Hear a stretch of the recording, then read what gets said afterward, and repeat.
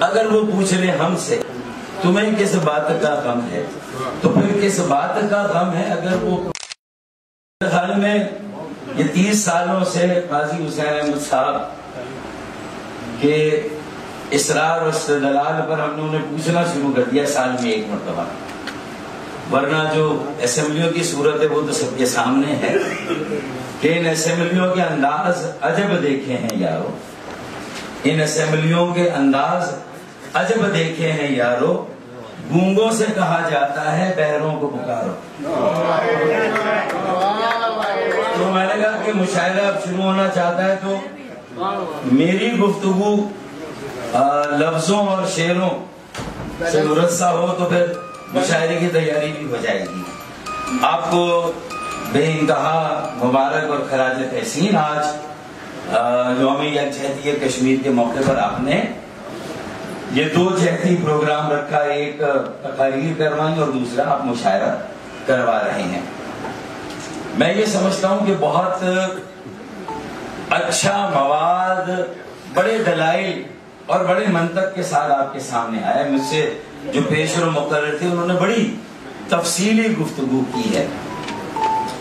میں تو کشمیر کے مسئلے کو یہ سمجھتا ہوں کہ اگر یہ مسئلہ اجداد کی وہ قربانیاں جو تحریک قیام پاکستان کے دوران دی گئی تھی، جو پاکستان بنانے کے لیے دی گئی تھی، اور بر صغیر پاک و ہند کی تقسیم کا جو فارمولہ طے ہوا تھا، اگر اس میں کشمیر کو ہم ہندوستان میں ہی چھوڑ آئے ہیں تو میں تو یہ سمجھتا ہوں کہ ابھی ہماری تحریک آزادی کی تکمیل باقی ہے۔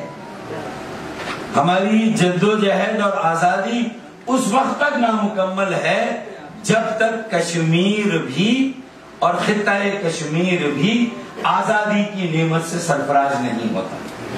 تو ہماری قربانیاں ٹرینیں کٹی، قافلے لٹے، لاکھوں میری بہنوں اور بیٹیوں نے اپنی عصمتیں قربان کی تو یہ ناممکن پاکستان ممکن پاکستان بنا۔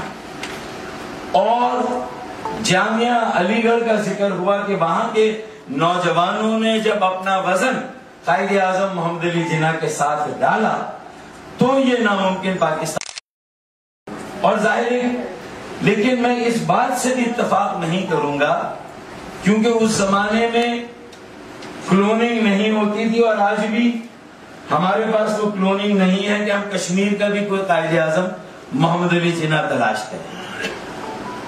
میں سمجھتا ہوں کہ ہے جذبہ دل گر میں چاہوں ہر چیز مقابل آ جائے اور منزل کے لیے 2 گام چلوں اور سامنے منزل آ جائے، تو میری نظر میں تو یہ جو یہاں لوگ بیٹھے ہوئے ہیں ان کی سرشت بھی، ان کی صفت بھی اور ان کی طبیعت بھی شاید قائد اعظم محمد علی جناح کو نہیں بھولی ہے، تبھی یہ یوم یکجہتی کشمیر منا رہے ہیں۔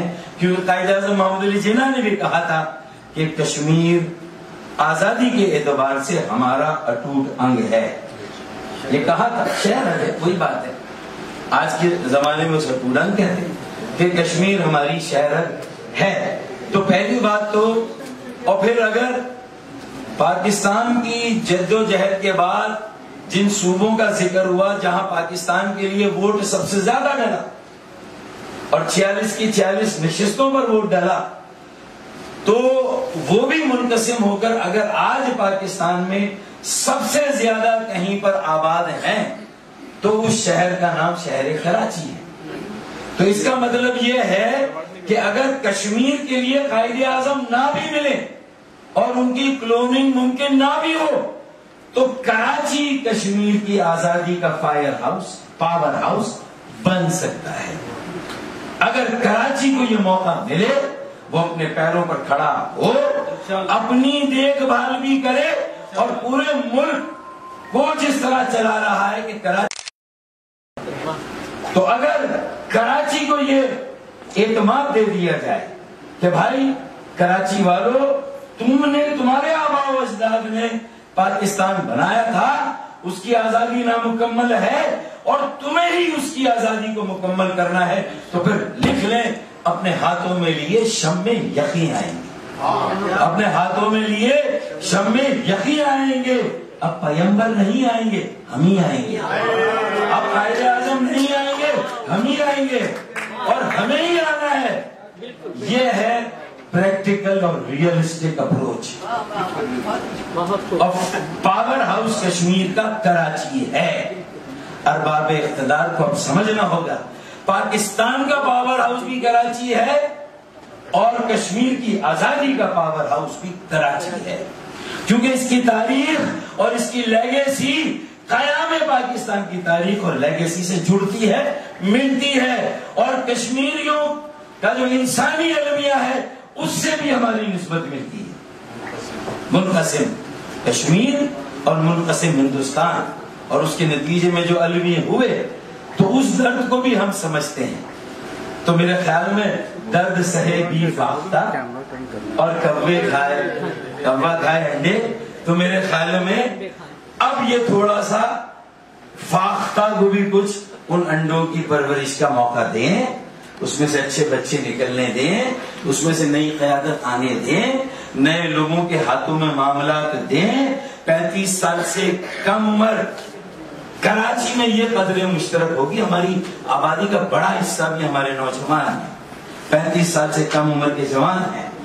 اگر انہیں ہم ریاست کے، ملک کے انتظامی نظم و نسق کے معاملات سے آگاہی اور شناسائی نہیں دیں گے، انہیں سینسیٹائز نہیں کریں گے، انہیں آگے نہیں لائیں گے، ان پر ذمہ داریاں نہیں ڈالیں گے، ان پر یہ بوجھ نہیں ڈالیں گے، تو پھر اس ملک کو ہمیں اب 21ویں صدی نہیں 22ویں صدی میں لے جانا ہے۔ کراچی میں یہ پوٹینشل ہے کہ کراچی سے لے کر کشمیر تک اور پھر وہاں سے کابل تک، یہ پاکستان کے کا جو کاف ہے یہ بہت زیادہ صورت نظام میں رہا ہے۔ آپ نے کاف کا ذکر کیا تھا، تو وہ ایک کاف کراچی بھی ہے اور ایک کاف کشمیر ہے، تو میں نے تو دونوں کی نسبتیں آپ کے سامنے رکھ دی۔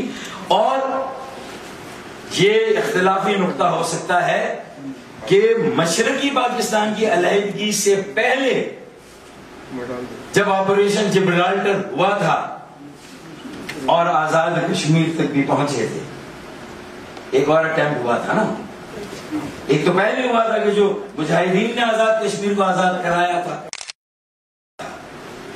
وہ پوری طرح سے کامیاب نہیں ہوا، تیاری پوری نہیں کی تھی اس کی جو نہیں۔ تو اس کا مطلب یہ ہے کہ مشرقی پاکستان کی علیحدگی سے پہلے ہم اتنے مضبوط اور طاقتور تھے، ہمارے ہاں تقسیم اتنی واضح اور آشکار نہیں تھی، ملک کے اندر اتنا انتشار نہیں تھا جو بدقسمتی سے مشرقی پاکستان کی علیحدگی کے بعد شروع ہوا اور آج واضح طور پر نظر آتا ہے جو تقسیم اور انتشار۔ لیکن ایک اپرچونٹی پھر آ گئی، خوش بختی ہماری ہے کہ اب ہندوستان میں، بھارت میں وہ انتشار اور تقسیم نظر آ رہی ہے۔ خود اس نے 1950 کے اپنے دستور اور اپنے آئین کی سریح خلاف ورزی شروع کی۔ 370 26 جنوری 1950 کے ہندوستان کی پارلیمان نے وہ آئین منظور کیا تھا۔ 1950 خصوصی حیثیت اسی وقت طے ہوئی تھی، اسی وقت۔ اور آج بھارت نے اپنے آئین کی نفی کر دی اور مسلمہ بین الاقوامی اصولوں اور قوانین کی بھی منافی کی، اس کا بھی ارتکاب کیا۔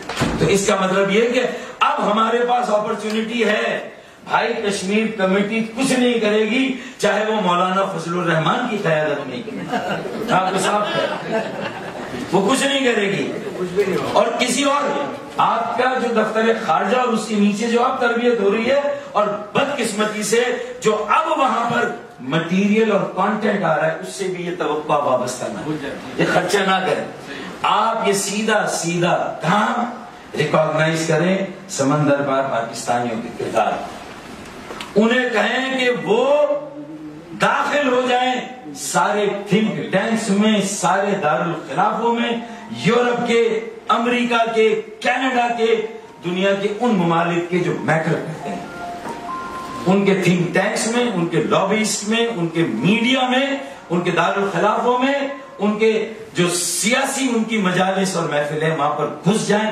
آپ یقین مانیں اتنا پوٹینشل ہے, اتنا استعداد ہے. اگر ہم اپنے ان نوجوانوں کو, ان سمندر پر پاکستانیوں کو, ان کے کردار کو تسلیم کریں, ان کے وجود کو تسلیم کریں, انہیں پاکستان کی سیاست میں کردار دیں, تو پھر اس سے جو چاہے آپ کام کرا لیں. وہ دنیا میں کشمیر کی آزادی کی جنگ وہ ہمارے لیے لڑ سکتے ہیں, وہ ہمارے بہترین سفیر بن سکتے ہیں, لیکن ہم نے اپنے بہترین اثاثوں اور اسد کو ضائع کیا ہوا ہے. ایک تو وہ, اور پھر ہم مٹیریل کیا سیل کریں گے. پاکستان کا قیام جہاں قائد اعظم محمد علی جناح کا کریڈٹ تو ہے ہی, جہاں تحریک پاکستان کی جدوجہد کرنے والوں کا کریڈٹ, قربانیاں دینے والوں کا کریڈٹ ہے. دو باتیں ہوئی تھی. تو تیسرا, اس وقت کچھ عالمی پوری دنیا کے معروضی حالات بھی ایسے تھے, صرف بر صغیر پاک و ہند کی تقسیم نہیں ہوئی تھی, کئی اور ممالک اس کلونیل نظام سے اور جو کالونی کا نظام تھا اس سے آزاد نکل. آپ اس بات کی گواہی دیں. نکل آ گئے, بہت سارے نکلے تھے, تو بہت سارے نکلے تھے. تو اگر یہ چیز کشمیر میں سیل کی جائے کہ اب خطۂ کشمیر میں اور اس خطے کا ہی امن کشمیر کے مسئلے کے مستقل حل سے نہیں جڑا ہوا, بلکہ عالمی امن بھی مسئلہ کشمیر کے حل سے جڑا ہوا ہے. اور وہ ہے اگلی جنگیں. ماہرین معاشیات بھی جو پانی کے ماہرین, کہ اگلی جنگیں, اگلے فسادات, اگلی لڑائیاں اور اگلے جھگڑے پانی کے اوپر نہیں. تو پھر ہمیں اس نقطے کو سب سے آگے رکھنا چاہیے, پوری دنیا کے سامنے رکھنا چاہیے. کشمیر کے پاس پانی, کشمیر کے پاس پانی کشمیر کے پاس ہے. مسئلے کا حل اور ہیڈ ورکس کشمیر کے پاس ہے. اگر ہم نے اسے اپنی سفارت میں, اس کی سفارتی بندوق کی بیرل میں اگر یہ والے کارتوس نہیں بھرے اور اسے پوری دنیا میں سیل نہیں کیا, تو پھر یہ ہماری بدبختی ہے, ہماری پھر کم بختی ہے کہ ہم اپنے کیس کو کس طرح پریزنٹ کرنا ہے. کہ کیونکہ اگر پانی پہ یہ جنگ ہوئی یہاں اس خطے میں, بھارت ڈیمز پر ڈیمز بنا رہا ہے. وہ ایک تو انڈس واٹر بیسن ٹریٹی کو لے کر آج پاکستان میں صوبوں کے درمیان پانی کی تقسیم کا مسئلہ حل نہیں ہو رہا کہ بھئی 3 دریا کیوں دیے تھے, یہ بھی ایک سوال ہے. دے دیے ہم نے, وہ 3 دریا ہم نے دے دیے, کیوں دیے, یہ سوال ہے. سندھ میں یہ بہت بڑا سوال ہے, سندھ کے لوگ یہ پوچھتے ہیں. چلے وہ جیسی بھی ٹریٹی تھی اگر ہو گئی, تو آج کیا اس ٹریٹی پر بھارت ہمیں مقدمے صحیح تیار کرنے, اپنے دلائل کے ساتھ, منطق کے ساتھ, پڑھے لکھے لوگوں کو جو تھنک ٹینک میں بیٹھ کر اگر وہ جہاز اڑائیں تو ایم عالم کی طرح کی وٹ رکھتے ہیں, ایم عالم کی طرح کی عقابی نگاہ رکھتے ہوں. اور آج کا ایم عالم میرا کراچی کا بیٹا حسن صدیقی, مطلب اس نے ایم عالم کی یاد تازہ کی نا میرے بھائی. تو بھائی یہاں ہے نا ایسے بچے, ان کو آنے دیں, آگے آنے دیں, افواج پاکستان میں انہیں آنے دیں, رینجرز میں انہیں آنے دیں, انہیں جو مختلف آپ کے پالیسی کے فورم ہے وہاں آنے دیں. آپ دیکھیں ان مسئلوں کا حل نکلے گا, نکل سکتا ہے. ہمیں اپنا کیس کیسے پریزنٹ کرنا یہ بھی ہمیں آنا چاہیے. تو میرے خیال میں عالمی جو سب سے بڑا عالمی جنگ, اگلی عالمی جنگ بھی پانی کی کمی پر اور پانی کی لڑائی پر ہو سکتی ہے. ہمیں یہ ساری چیزیں سیل کرنی ہے, پوری دنیا کو اس سے سینسٹائز کرنا اور آگاہ کرنا ہے. تو اگر ہم یہ کوشش کر دیں, یہ ہماری کاوش ہو جائے, سیاسی, سفارتی, معاشی, مطلب ہر میدان میں, ہر شعبے میں, اور اگر اس پاور ہاؤس کو تھوڑا سا مضبوط کر دے جو اتنا ریونیو دے رہا ہے, تو اس کا بھی کچھ انتظام کر دے. اس کے پانی کا مسئلہ, کچرے کا مسئلہ, اس کے گٹر کا مسئلہ, اس کے انتظام اور انصرام کا مسئلہ, اس کے اختیارات کا مسئلہ, اس کے وسائل کا مسئلہ, اس کے سرکولر ٹرین کا مسئلہ. کیونکہ یہ وہ واحد شہر ہے جب پاکستان کی ہر زبان بولنے والا پاکستانی رہتا ہے, پاکستان کے ہر علاقے کا پاکستانی رہتا ہے. گلگتی, بلتی, شمالی علاقوں کا پختون اور آزاد کشمیر کے کشمیری بھی کراچی میں رہتے ہیں. تو اس سے بہترین مثال اور نظیر ایک منی پاکستان کی کوئی اور ہو ہی نہیں سکتی.